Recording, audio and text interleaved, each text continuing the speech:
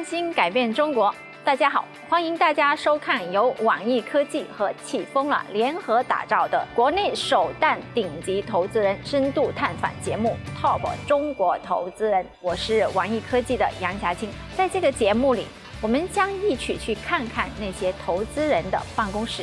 去听听他们点石成金的秘密。今天呢，我们将会去到北京最繁华的 CBD 地区，去探访一位80后的女性投资人，她会是谁呢？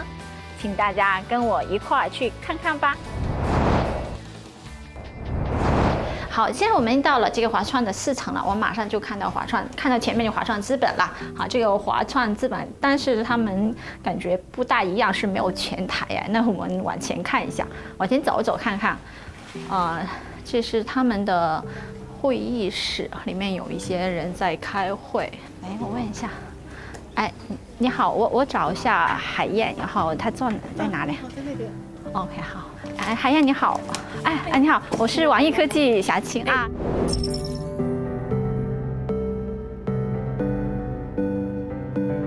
哦，我很惊讶你自己做的工位跟我做的一样，那没有独立的办公区。我们整个办公室是没有独立办公室的，我们4个独立的屋子都是会议室。哦，对对。然后其他同事都是坐在这个大的屋子里。对，那你平时在这个座位的时间多吗？不多。那个1周里面有半周在出差，然后剩下的半周也基本上在办公室的时候都在会议室里。是。你一天大概要开多少个会啊？这个正常的话5到6个。多的时候7、8个也有。这个书架是我们的华创的共享书架。团队里，比如说某个团队成员看到有意思的书，他看完之后，他就会分享在这里，其他同事可以拿去看，也是个知识共享啊。对，我今天刚进来的时候还发现你们墙上挂了一幅画哈，这个很特别，就是这幅画它跟我们平常所看到这个画不一样啊。这个画背后有什么深刻的含义吗？它的确不是一幅普通的装饰画，它实际上是我们投的家企业，就是韩寒的创办的万这家公司的，他有一次线下的策展，然后我们很多同事就去参观这个策展，然后收集了很多门票，然后这个门票它的万其实它的门票它是一个公益性的策展，它的门票本来就是1块钱1张，刚好跟它的万的名字也是一样的，然后呢这些票我们也觉得很有纪念意义，很漂亮，然后把它就是挂在这里。海燕，非常高兴今天呢也能跟你来聊聊天哈。我听过你的一些经历哈，说你当时其实进入这个投资圈也是比较偶然。对，我当时读的是工程物理，其实是核物理，所以我本来是毕业之后呢要去研究院工作，当时已经几乎签了合同。然后呢，但是因为各种原因，我要留在北京工作。当时唐宁他刚刚开始创立华创资本，然后我就过来去面试，然后是在面试的当天，才听他讲了什么是股权投资，以及就是股权投资，大概是在做些什么事情，然后产生什么价值，然后听了一上午，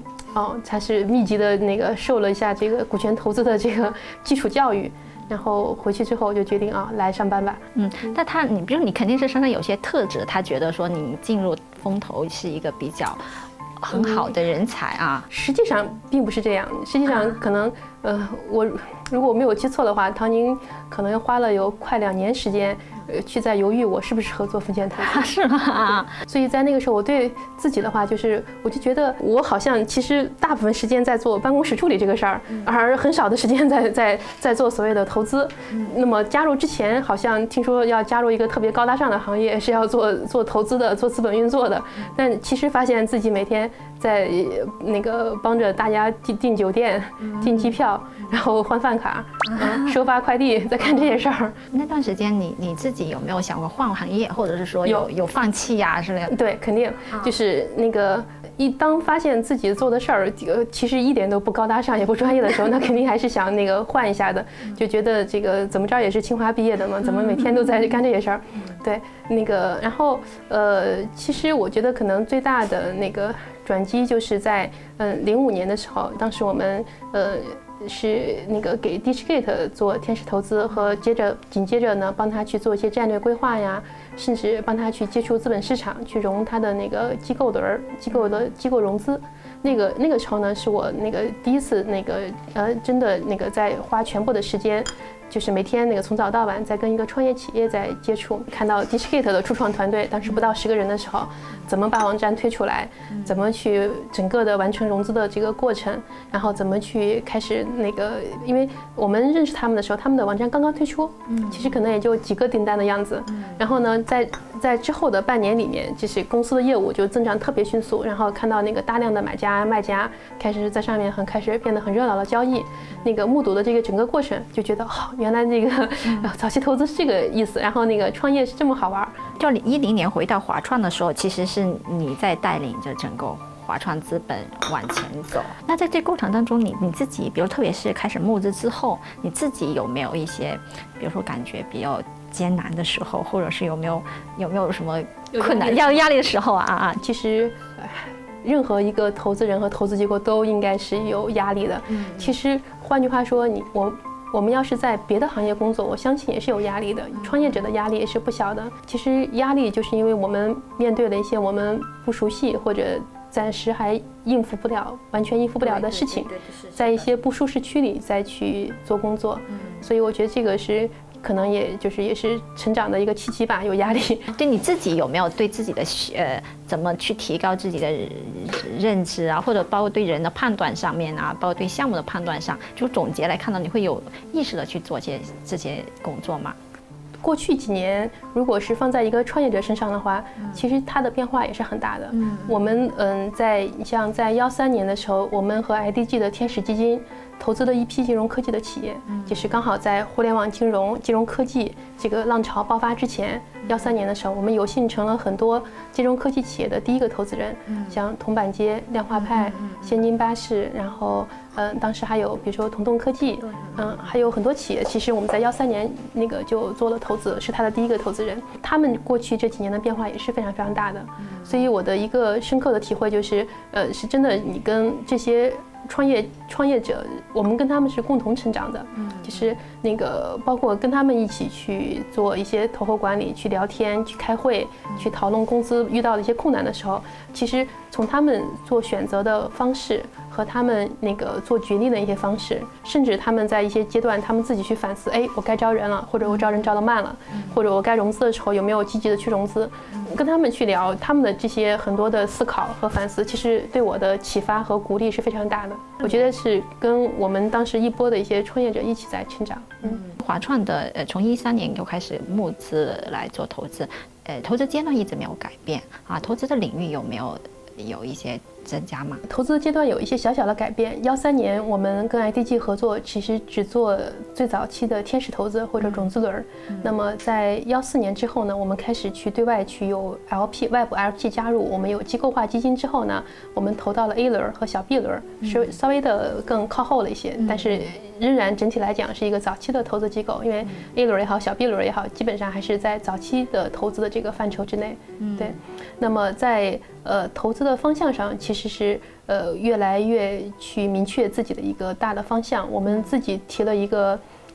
说法，一个分类方法，就叫做新金融、新实业和新消费。其实也基本上涵盖了近几年的能创新或者说行业发生变革的这个大的几个方向。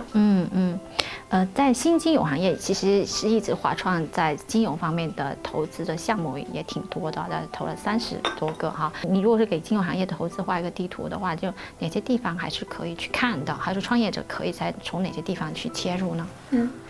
过去几年金融科技的创新呢，主要是体现在面向消费者的普惠金融上，让过去呢传统金融机构不能触达的一些人群也得到了金融服务，比如说在就是小额和微额的个人信贷，那么消费信贷和多场景的一些消费信贷上，包括虚拟信用卡这些领域里面，那么其实普及和那个创业的这个机会就很多，包括创业企业都是基本上分布在这里面。你们投资团队去找项目的时候，是按照什么样的逻辑去找项目呢？第一个呢，就是我们非常重视创始人推荐。对，他创业者身边也有很多创业者，对，而且比如说金融行业的创业者，他身边也有很多他的上下游呀，他的合作伙伴呀，也是在这个领域的。所以创业者推荐创业者，因为我们会发现有些创业者他自己的那个社交属性也比较强，他那个特别能聚人，所以他们本身也非常能带去这种信任感，就是他们作为一个信任的桥梁，他们把他们的对我们的信任传递给了一些创业者，也把他对一些创业者朋友的信任传递给了我们，所以这种方式我们觉得是很有效的。第二条的话就是我们主动的 mapping 和 cold call。因为我们现在分了一些行业的小组，就是比如说金融科技组或者企业软件组、高科技组，对吧？然后呢，这些不同的小组的同事，他在一段时期里面会集中在1-2个细分领域里面，他会把这些所有的这个领域的企业，他会基本上会通过各种方式，因为现在信息还是比较公开和透明的，他们找到之后呢，他们去逐一的去做筛选，然后去 cold call， 去找到里面的一些优秀的企业，主动去跟他们去见面去聊，用这种方式去做。这么多年您做投资哈，就是你有总结什么样的方法论，或者是比如说你做到现在，就是也投了很多好项目，可能大家都会总结说，你自己为什么能走到现在这样的一个高度？我自己在内，还有整个华创团队吧，我们都还是投资的初学者。和实践者，就是这个事儿是越做越有趣的，但是它永远都面临着非常多的新的挑战和可能性，这也是这个工作有趣的地方，所以也不敢说有任何的成就或什么的，就是我就觉得我们没有做好的地方还特别多。那么其实包括在整个投资理念上的提升，也需要隔一段时间可能就会有一些不同的一些感悟。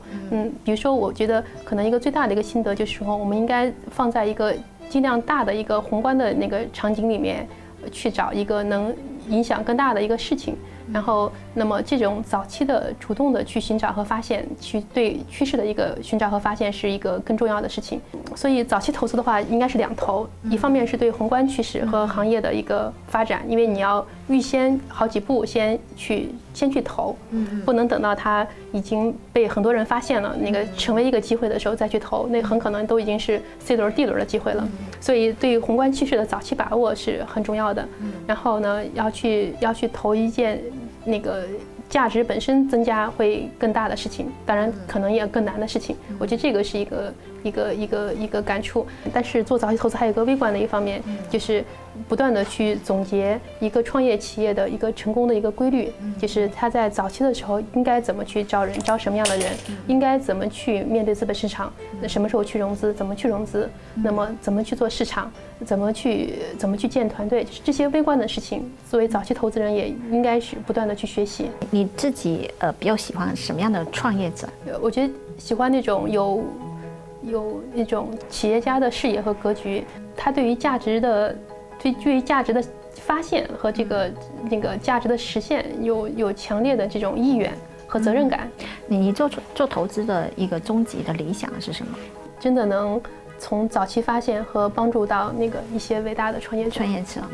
感谢这个分享了您的成长的经历啊，包括您的投资的一些理念和方法。